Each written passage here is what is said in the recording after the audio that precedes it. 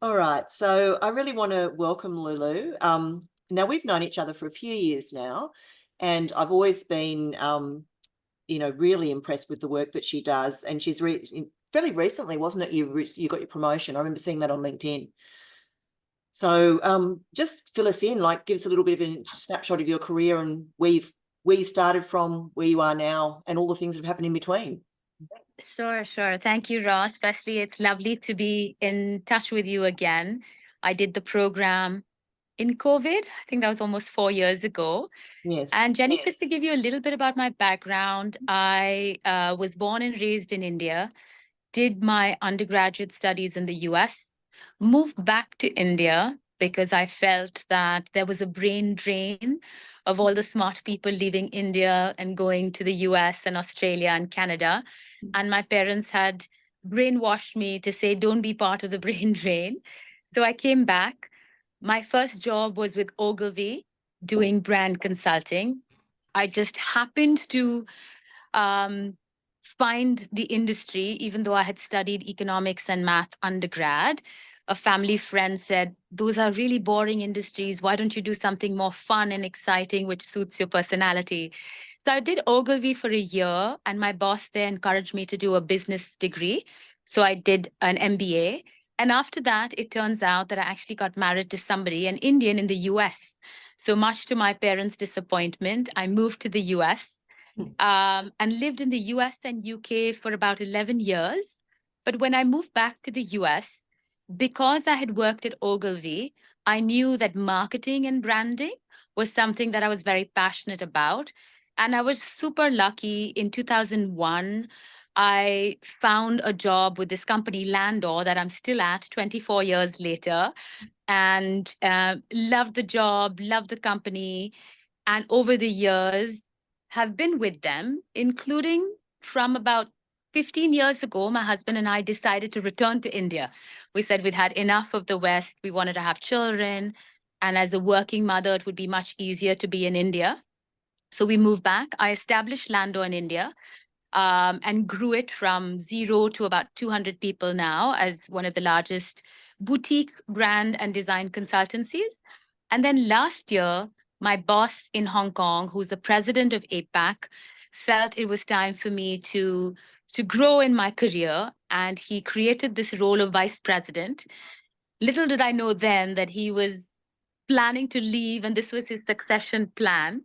And I think once he was confident that I could do this role, and it turned out in just a year, he said, okay, I'm off now and Lulu's going to run it. So that's where we are.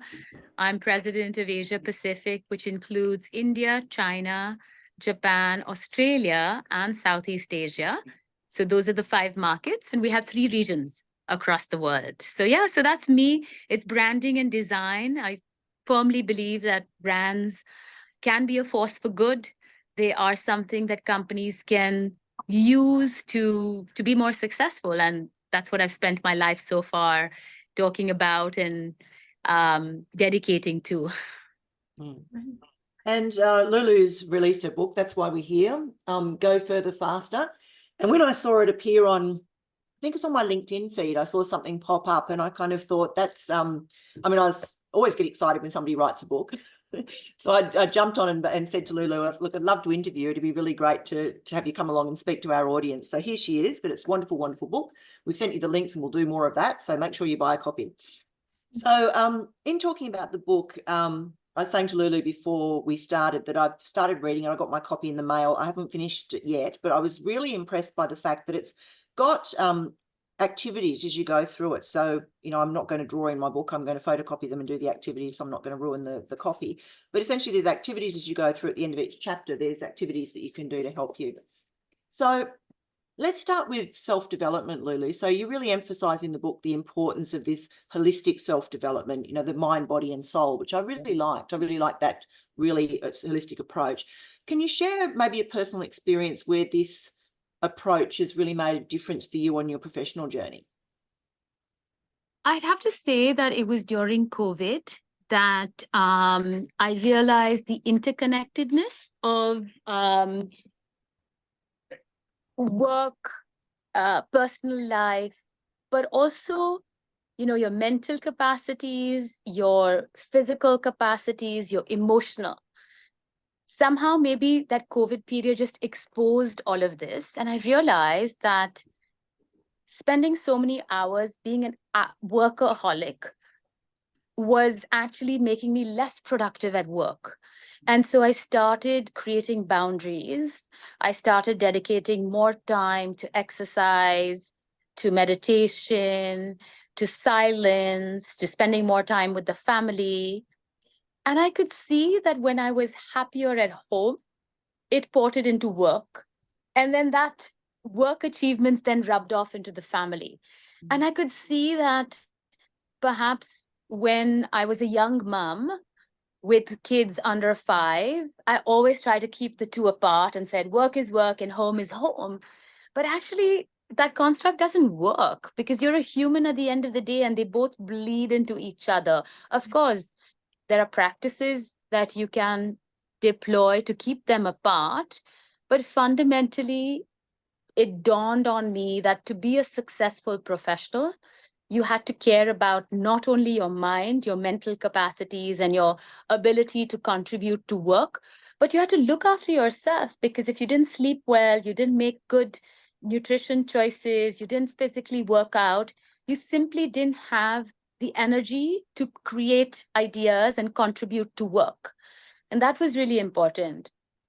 And then there was also this emotional piece, Ross, which I realized is very missing in the workplace, whether that is empathy for your coworkers or emotional intelligence, which is understanding emotions, but also then knowing how to use them to your advantage, not in a manipulative way, but in a way that respects what you feel and what others feel. So all of these things, I have to say, perhaps COVID forced us to slow down and look at things and examine things because you weren't after work going out for drinks and then traveling on weekends. You had all of these periods of time. That's when it all came to me that they are interconnected. And when I think back on when I was younger, gosh, I wish I knew this when I was younger because I think we think we're invincible. We start working, and at the altar of work, we sacrifice health, we sacrifice so much because we think that climbing up the ladder or achieving monetary success is the end all and be all. So that's where, for me, I think it all came together. Yeah, I couldn't agree more because it's so important to look after ourselves because otherwise, like you said, we go to work and we're not giving our best work because we're exhausted, we're run down, we're burnt out, whatever. We're not looking after ourselves and then our work suffers and we're not, even though we're probably working harder and longer, we're working a lot less effectively. So I love that. Now, you're obviously a guru of personal branding. So you demystify the process of personal branding in the book, which I really love, the simplicity with which you've sort of, pulled it apart for us. But what are some of the common misconceptions people have about personal branding? And how can you overcome these to create a truly authentic brand that resonates and, really explains who you are? The biggest mistake a lot of us make at the workplace, especially women, is to think that your work will speak for itself. That rarely happens. A lot of us are amazing contributors, but we sit there in the corner, beavering away, expecting that people will know the value that we're creating. But that doesn't quite happen because it's a very busy world. People are distracted and nobody's really paying attention to you, not even your boss, right? Because he or she may have their own stresses. Now, I read a very beautiful book by Adam Bryant called Leap to Leader. Ross, you and everyone should check it out. Mm-hmm. In Leap to Leader, Adam has this very beautiful analogy of workhorses and show ponies. And he says that there are a lot of people who are great workhorses, but they'll only remain there because they're not showcasing their achievements. But on the other hand, you have the show ponies, if you think of a 2x2, who are high on showcasing, but maybe low on actual delivery. And he said that in any organization, the star performers are those who are a great combination of being a workhorse and a show pony. You have to be somebody who delivers, who's committed, who can be counted upon, is reliable, and gives outstanding value to the organization. But you have to socialize that value internally and externally as well. So that's the number one mistake people make, thinking that their work will speak for itself. The second, on the other hand, people feel that personal branding is all about showing off, and it may come across as fake or inauthentic. A lot of women have difficulty talking about themselves and their achievements. It just doesn't come naturally to us. Google actually has a wonderful initiative around the world called #IamRemarkable. They have trained coaches in I Am Remarkable, and these coaches have sessions with companies all around the world to encourage women, especially, to get over their hang-ups about talking about themselves and to promote themselves, because otherwise nobody will. And so the myth that personal branding is only about showing off is not right. You can find a way to talk about the value that you bring to an organization, to anywhere where you're involved. The other myth about personal branding is that it takes a lot of money. For some reason, people seem to equate branding with money. Oh, but I don't have money to build a personal brand. Or you don't need money, you need strategic intent. What is a personal brand? It's nothing but choosing how you want to show up in every situation, whether it's in a conference like this, whether it's online, whether on an email or in person in a boardroom. How do you want to show up? What's the energy? What's the persona? What are the qualities or the capabilities that you want to be standing for and be known for? So that's really critical, that you understand it's not about money. You don't need money for that, but you need that mindset and approach. And of course, your ability to have a DIY, so you can build your own website, you can do your own social media, you can create your own brand identity. You don't need anybody else to do that, but you need to have time and energy, if not money. I think that's super important. And then the last thing I would say is people think personal branding is about going on social media. No, social media only amplifies your personal brand. You can still build a personal brand without ever being on social media. All it means is you're being very strategic about how you position yourselves in the competitive set. So if you're a teacher, what kind of teacher are you? If you're a software engineer, what is it that only you, Jenny, you, Ross, can do that nobody else can do? What's your onlyness? And then once you've defined that, how are you signaling it to everybody? So that's another common myth. I would say those are the key ones, Ross, where you believe your work will speak for itself. You think that you need a lot of money to do it. You think that it's only about screaming on top from the top of from the roof, and that it might be inauthentic and fake. These are the things that hold people back. But actually, the advantages are so numerous. The main one I would say is that building a personal brand is career insurance. It's like buying insurance for your career. If you don't have it, then anything can happen. It's like, swimming in the sea without any protection, if you're not a good swimmer, for example. And so those are the common myths. Yeah, I really love what's your onlyness? What are the things that only you can do? And all of what you said is great advice, because I come across that a lot, this idea that, women in particular feeling that our work speaks for itself, and it simply doesn't. You need to be promoting yourself. All right, on to growth. So in the book, you highlight the idea that the journey itself is the destination, which I like that. But how do you personally maintain your motivation and your growth mindset when things are not going well? Maybe you're going through challenges in your career. What's I suppose, the secret for you? I've been through this several times. I've shared a couple of those stories in the book as well. The thing not to do is to mope around and wallow in self-pity day after day after day. Because I think we can be very self-absorbed, and just think that the whole world has come crashing down. And in our little worlds, it might have, but it's so important to zoom out and broaden that perspective. One of the things that really worked for me, Ross, and this again in COVID, things were really hard, hard at work, hard at home. And Landor, which was Landor and Fitch at that time, actually offered us a counselor that we could access. And this is a lovely lady in Hong Kong. And she taught me gratitude journaling. I'd always read about it, and it was always sounded so hokey to me. And I was like, oh, I'm a corporate leader. Gratitude journaling has nothing to do with me. But Louise actually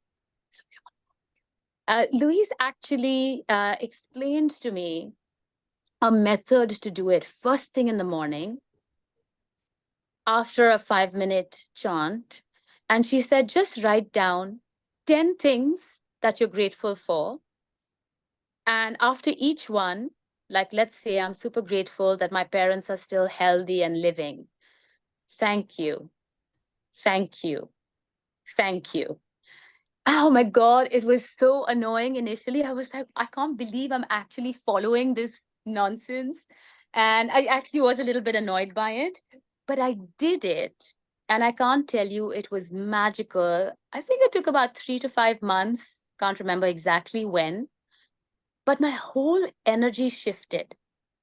I mean, we're just women here, so I can tell you, I almost got divorced. I was really, really unhappy with my marriage. The kids were driving us nuts. Work was also stressful. But she just helped me appreciate all the good that I have in my life. And that gratitude journaling, I feel, puts things in perspective, in terms of all the things that you're grateful for. And especially when you do it day in and day out, you realize, oh my God, I actually should not be complaining. Here's everything that's going for me, especially in COVID when everything around us was not great. So that's something that hugely helped me. Another one is one of our founders, Rodney Fitch. He famously said, you need to wake up, dress up, and show up. Very simple, but I have found, Ross, that by doing that consistently, day in and day out, even sometimes when I'm unwell or not in a great mood, you do that, you show up, and then the day just magically, develops. And so the ability to soldier on and to be present and to keep going no matter what, I think is something that has helped me get through. It's given me stamina, it's given me resilience to carry through. And then also just thinking about other people and just how much good you have, right? Because that you have to, the main thing is to snap out of that self-absorption. And that can be really, really hard. But I give myself these days 24 hours to be upset over an incident. And yes, you shouldn't quickly snap out of it because then it'll come back sometime else. But allow yourself to think about it, think about how wronged you were, how unfair it is. You can be in that mode for a while, but then after 24 hours, okay, what can I learn from it? What could I have done differently? What's in my control? And how do I choose to respond to this and move on? And you have to take the higher ground. You have to be the better person. You can't be the person holding the grudges, and being the one who's mean to others. Or at least that's my philosophy. And look, that's in great alignment with some of the work that I do. I mean, it's one of the things about emotional management is that it's quite okay to be upset about something, to be angry about something, to be disappointed about something. But you set yourself a time limit on that. And I love that 24 hours, a time to get it all out, feel the anger, feel the disappointment, feel the rage, whatever it is, and then make an end point to it so you can move forward rather than wallowing in it for a long time. And also loved gratitude journaling. And as you probably know, Lulu, I've released my own gratitude journal a few years ago. I know. Yeah, exactly. Exactly. Yeah. All right. So in the book, like I said, you've got practical strategies and you've got activities and things in the book for people to do. And, they're how-tos from your women role models. Is there any particular piece of advice from your women role models that you really resonated with the most and which you think has influenced your journey? I really like what Pavitra said about connecting the dots. I'm in the creative industry. So for me, my ability to contribute ideas and be creative day in and day out is very, very important. And for that, you have to fill your mind with diverse stimuli. So reading as broadly as possible, experiencing new things, going out there, living life to the fullest. A lot of times, Ross, when you're working hard, when you're a mom, you have children to take care of, you have your home to take care of. I think especially for women, we don't make time to actively fill our mind with inspiration. And for me, I think that's super important because your long-term career depends on how much you're filling your mind, because otherwise you're only drawing on what you learned in college and the reading that you did for the first 20, 23 years of your life. After that, if you haven't evolved and you're not constantly growing and learning, you're going to hit a wall with growth. People don't realize that. Young people don't realize that enough. And so for me, I think the ability to fill your mind and then have those practices like silence or meditation or going for a run, figuring out which of these things then help your brain to connect everything that's in your brain. That's a magical process of how ideas happen. So I really, really like that piece of advice. From a career point of view, that's one hard, good piece of advice. From a hard skill, that's constantly reading and growing. From a soft skill perspective, I also saw a psychologist. So this counselor at work was more coach, career coach kind of person, but I also saw a psychologist in India. And she asked me how comfortable I was sitting in silence.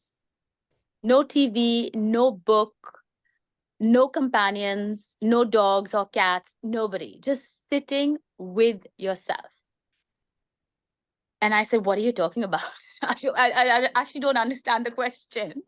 And I realized that I was somebody who couldn't sit in silence at all. I was not comfortable with myself because, that all these thoughts would bounce around and then I'd have to-do lists in my head. And I had to learn so much to just sit in silence. And I found that hugely transformative in terms of calming me down, in terms of bringing more clarity to my thinking, and generally making me less angsty and have that, sort of very busy energy. I used to be that kind of person who was buzzing, but it can be quite annoying to others. I think it just helped me be, just modulate my demeanor. That's been very, very helpful. So I would say reading and connecting the dots is a hard skill, and the ability to sit in silence and enjoy your company without a drink, without, any companion. I think that's super important, which was a beautiful learning. Yes, moving from doing to being. Yes. Oh, yeah, that's a good one. Exactly.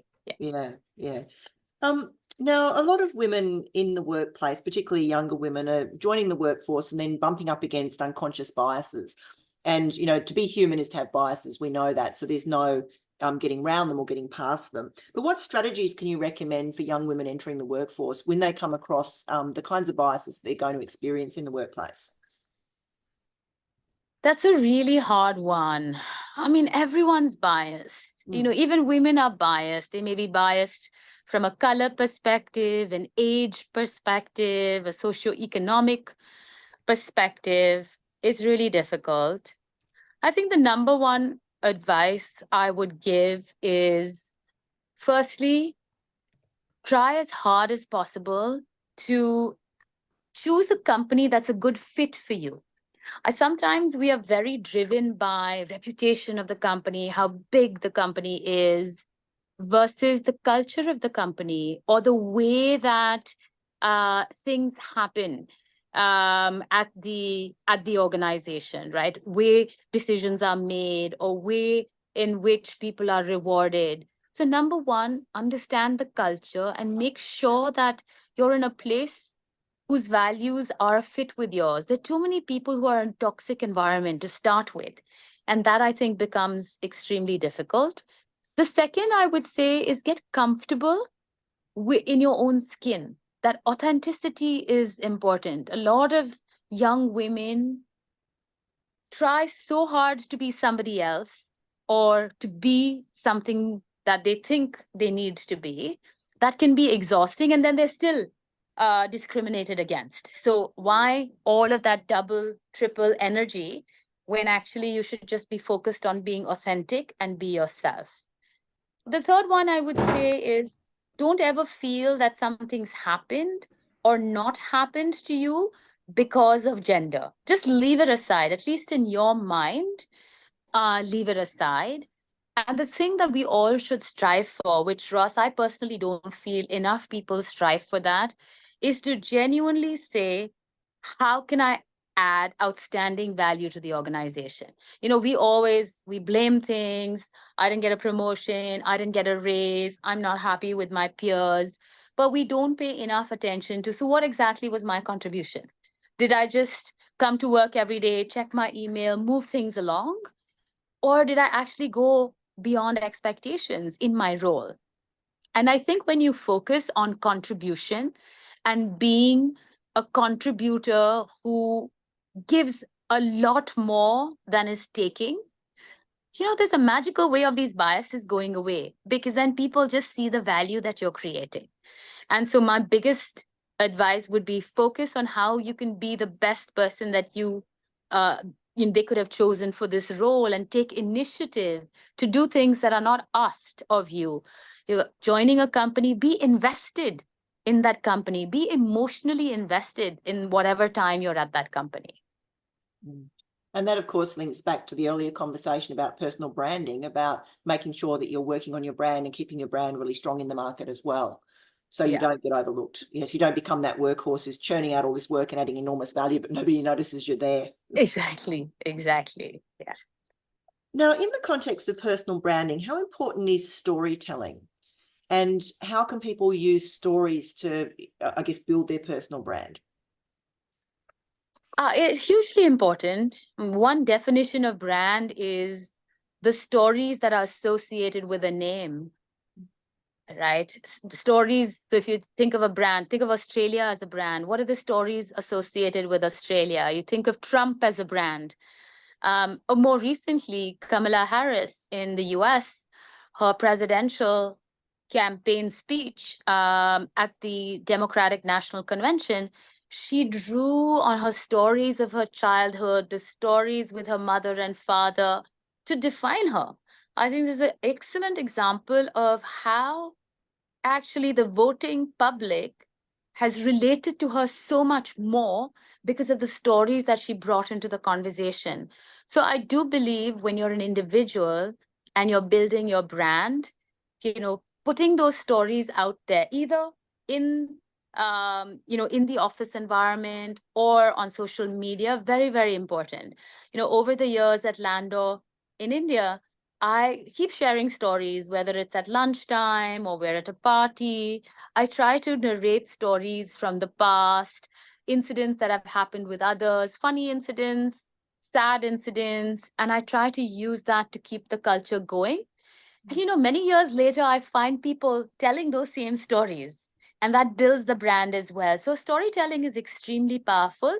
People remember stories much more than they'll ever remember facts and figures. So I do think it's a wonderful way of telling your brand. You know, one quick example I'll give you. 3 years ago, I had shared a story on Instagram about how I got over my fear of claustrophobia and got certified as a scuba diver. And I'd shared some images and said how it was such a hugely intimidating experience for me because scuba diving is not easy if you're claustrophobic, but I explained how I did it, etc. Ross, I still have people who say, wow, we remember your scuba story and that inspired us to do X or Y. And it always makes me wonder, no, maybe I should be sharing a few more stories because it's genuinely helpful to others. Mm. Yeah, I love that. And look, I've got a story I tell about, getting over my fear of roller coasters. And I was just thinking, as you're talking about your scuba diving one, I thought that's actually a story I should tell more often, because it really is that sort of, how you stretch your comfort zone and move yourself out to doing things, and basically, from your comfort zone into that learning zone, but still staying safe, because, at the end of the day, roller coasters are pretty safe. You're not likely to fall off one, even though Yeah. you're telling yourself you're likely you're going to fall off it. So let's talk about, strategic positioning, because you've talked about that in the context of personal branding in the book. So how would somebody go about identifying that unique value? You said your ownliness. How do you go about actually identifying that value and then communicating it to other people in the professional environment? That's a great question, Ross. The mistake that we make is we start communicating before actually figuring out what we stand for. That's tactics before strategy. People are very hungry to set up their website, start the social media pages. But who are you? Right? And what's that ownliness? By the way, ownliness is from Martin Neumeyer, who's a famous brand author who's written lots of different books on branding. And I love this. I've stolen it from him. Ownliness that he talks about. To me, it's spending time going in before going out. And what I mean by going in is that self-awareness and self-discovery. Now, you can't always do it easily yourself. So what I advocate is a 360-degree survey from co-workers, your bosses, people below you, family members, friends, where you send out a survey linked to them and you ask them about your greatest strengths in their eyes and any blind spots that you have. And when you get back all of this feedback, Ross, personally, I like to use the Johari window. It's a construct from psychology, which helps you hone in on the things about you that are known to yourself, but not known to others, and vice versa, the things about you that others can see that you can't see yourself.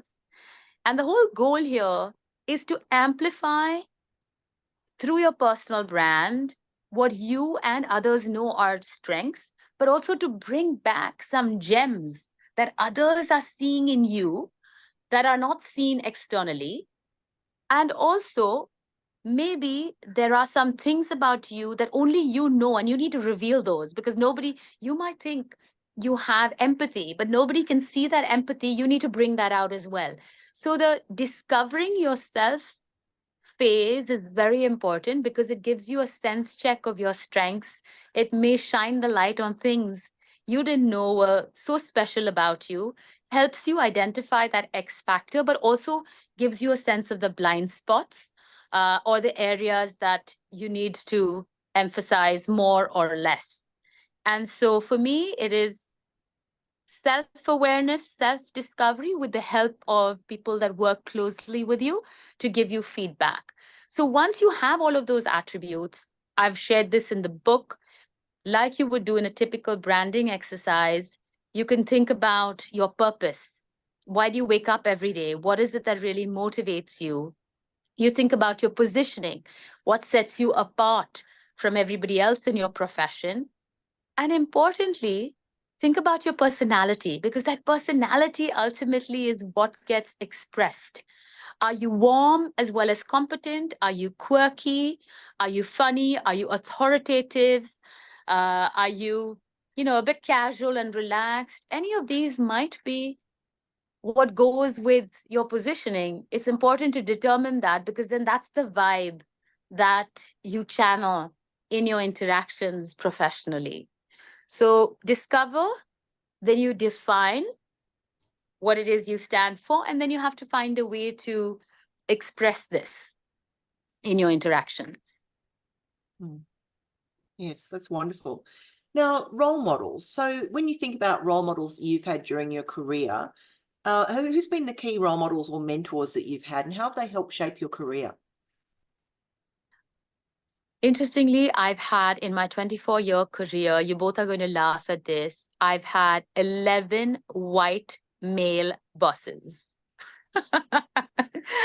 But I've benefited from all of them because they've all seen this young Indian woman and I've benefited. So some of my colleagues laugh and said, we should have been a Indian woman in our, we should have been born an Indian woman. Look at you getting so many opportunities. So I said, yeah, yes, you should have been born. It's too bad you've been born a white French male or white American male. So um, I have learned from all of my bosses, to be honest. They were not formal mentors, but all of them have contributed something on me, something that I have learned. And maybe it's because I insist on feedback.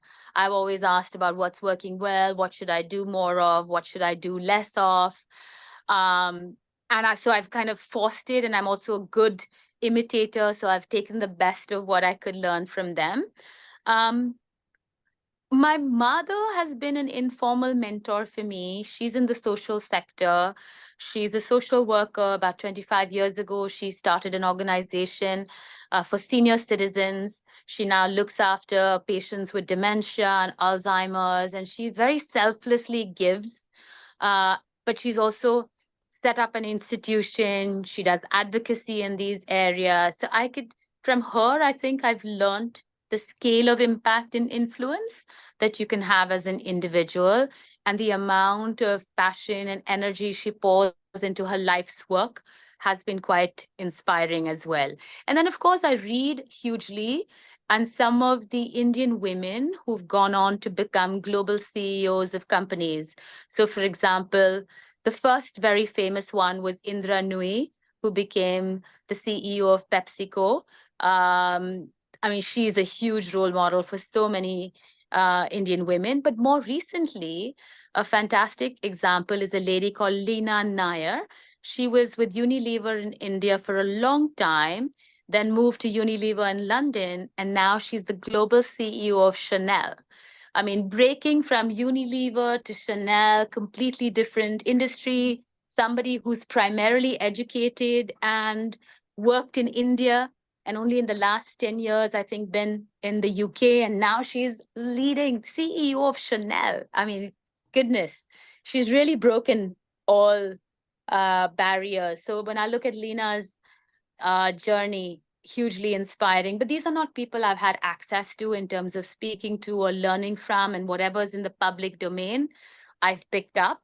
But I do watch a lot of senior leaders and see what I can do well into what works for me in terms of their style. But equally, I have to say that, especially within my own organization, when I see senior women doing things which I feel are not right, I also note those down and say, okay, that's something that I shouldn't be doing because it doesn't land well with me. Hmm.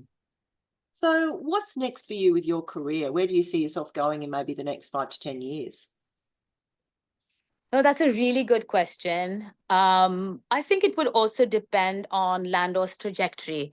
I have been with a company for 24 years. I do want to, as Adam Bryant says in his book, Leap to Leader, bloom where I'm planted. He says it's really important to bloom where you're planted rather than always think of the next thing and the next thing.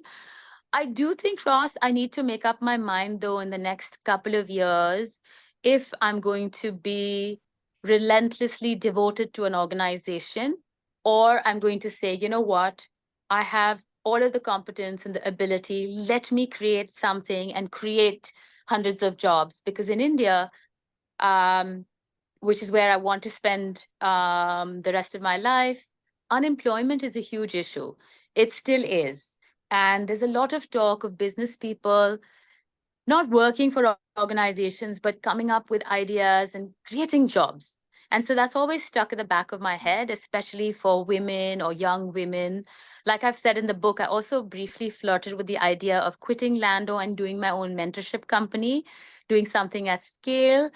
Um, but I'm now more interested in the skilling piece. And so maybe I'll need to decide in the next few years or so whether I want to give another 10, 15 years of my life, the last bit of it, to something like this, or maybe a global CEO role at an organization. That's probably two paths that I could potentially take. Wow, watch this space. We'll see what you do. We'll see, as long as I have the energy. Yes, it's always that, isn't it? The energy and the energy in the brain space, I think.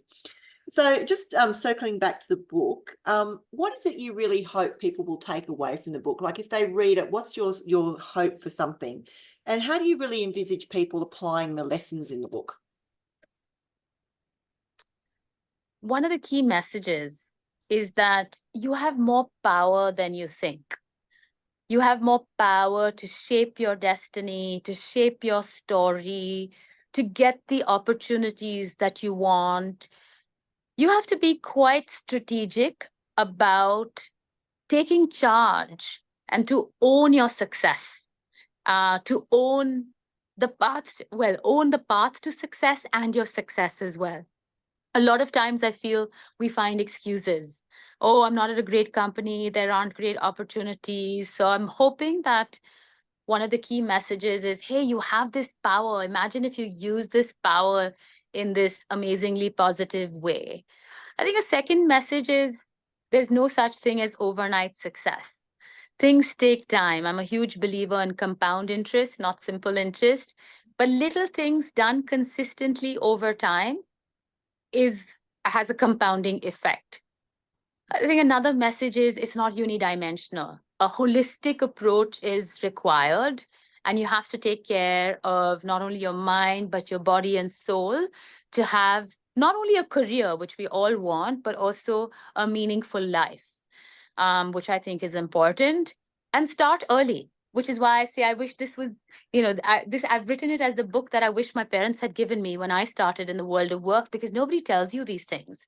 You trundle along and you figure it out. And if you're somebody who reads a lot, maybe you'll get it. But now with all the reading that I've done, this is a shortcut to that knowledge. So I hope people will put it into action. And that was my biggest wish, that everyone says, yes, it's not rocket science, what you've written. It's not new, but we like the structure. And the biggest thing is it's going to force us to do stuff. Well, force us in the sense, it's going to show you that, hey, you know what, if you do it, it's happened to somebody else who had an ordinary life, and you can do it as well. I'm hoping that'll be motivating. Yes. Yeah, I really love that. Well, that was everything that I had question-wise. Jenny, did you have anything you wanted to ask Lulu? Yeah, I did. Lulu, you were talking a lot about balance and the different components of your life. So you can implement them and apply balance for yourself, but how do you find that within a company where maybe that's not the culture of the company, you're trying to have you found that difficult? Yes. And actually, I have stories as well here. One of my favorite stories is a guy called Sushant Das, who worked for one of the Tata companies. He is very much a 9 to 6 guy. And within 9 to 6, he would give his all, not being distracted. He would be completely focused. But at 6:30, he would leave. And then he got some bosses who did not allow him to leave. Every meeting was at 7:30 or 8 or 8:30 at night. It would start at 8 o'clock. It would go to 10 o'clock. And Sushant just rebelled. And he said, I'm going to leave. He told his bosses, it's a non-starter for me. Exercise is important for me. Family time is important for me. And he was very, very senior. By the way, he even went on to become Starbucks CEO in India. So he is not any ordinary individual. But at Tata, he fought the establishment, and he said, once in a while, maybe once in 3 months, I don't mind doing an 8:30 call or a 8 p.m. meeting, but I will not do it day in and day out. And of course, the bosses didn't like it, and they would turn their nose up. But he was too good a contributor. It goes back to what I said in the beginning. He was so confident of the value that he was delivering that he said they need to adjust. It's not right to have meetings at 8:30 and 9 all of the time. Now, that's one example. That's one individual who had the courage to do it. I think a lot of women suffer day in and day out. And I think, Jenny, it does go back to how much are you willing to tolerate. Sometimes you may not have a choice financially, but I think there is a groundswell right now of employees who are making organizations more aware. New laws coming into place that if you reach employees after work hours, you can be sued. I mean, employees are going to be protected more and more, but you're absolutely right.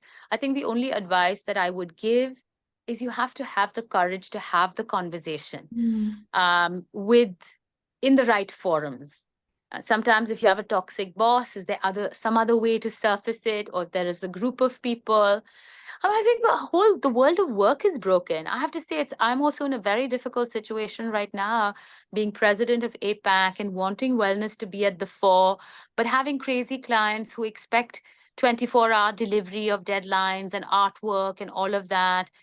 Being able to put processes in place where you can push back against clients, but still have the business going. It's a work in progress, but it starts with perhaps the will to express and say it's not okay. I think some of us maybe just take it for granted and say, well, that's the culture of the company and I need to work till 8 or 9 every day and I'm just going to accept it. So in whatever way, starting small to say that's not okay and then building from there. But I do understand it's not easy. So I'm currently in government, and that's not a problem in government, but I'm about to go into a not-for-profit. And people have been saying to me, so I'll be working 0.9, but a few people have said to me, you're officially working 0.9, but actually you'll be working more than that because obviously it's a not-for-profit and they don't have a lot of money, so you need to do more. So I was just curious because I've been in government for so long and I haven't really had to be concerned with that so much. Just it might not be an issue, but what I can potentially, just to get my head in the right space so that if that is something that comes up, to be aware of it and be ready for it, I suppose. Yeah, and I would say I would maybe take it head on, where you could have a conversation with your manager and say that I have heard this is the expectation. I'm very, very dedicated to the company that I'm joining, and I want to give you my assurance that in the time that I'm going to be there, I'm going to give it my 100%, and I'm going to fulfill all of my responsibilities. But I certainly hope that day in and day out, going above and beyond will not be the expectation because I have a family or have X or Y. So maybe just proactively tackle that. Maybe one suggestion. Yeah, that's great. Thank you. And it is a challenge for people who work part-time as well. I do find that the ideal amount I've noticed in clients is about 3 days a week. If you work 4 days a week, you always end up working 5 days but only getting paid for 4. Right. Yeah. 3 days seems to be the nice balance where there's enough. People expect that you're not there. Right. So, yeah. To manage that one. Good luck with the 0.9. Thank you. All right. Was there anything you wanted to talk about, Lulu, that I didn't ask you? No, you did such a fantastic job of asking all of the questions. I guess the only question I would ask is, because I wrote it very much with me being in India with Indian examples, but there are people reading from all around the world. Did any point in time, did you feel like this was too Indian a context, or that didn't occur to you? No, it didn't. And I think that the lessons are universal and the activities that you put in there are universal activities. So I think that no matter, I mean, obviously when you write from, like if I write about my stories, it'll be Australian context, it'll be Australian times, Australian stories. So I think people reading from around the world expect that it'll be contextual to the country and the industries that you work in. But certainly the lessons in the book are universal, and I love that about it. There certainly wasn't a point where I was thinking I'm not getting anything from this because it's not relevant. Okay, that's good. Yeah, so you're one of the first non-Indians who have read it, so really? I was curious to know. I've sent it to a lot of my colleagues, but it's just now reaching them. So yeah.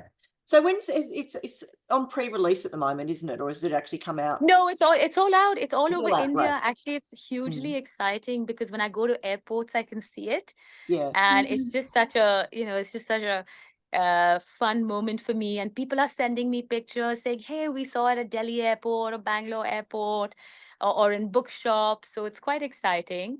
The publishing industry is really slow on statistics. I've been asking my publisher how the book is doing in retail. They said it's going to take them 3 to 4 months to figure that out.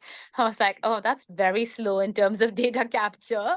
But in the meantime, I'll continue to, through social media and through corporate events where some clients have asked me to come and address their younger audiences through interviews and webinars, continue to spread it, because I do, of all the young people who have read it, you know, a lot of people have sent nice comments. So I said, okay, at least I have 6 months to widen the reach of it, and then I, you know, need to get on to the next thing. But that's the time I'm going to give for the full marketing of the book.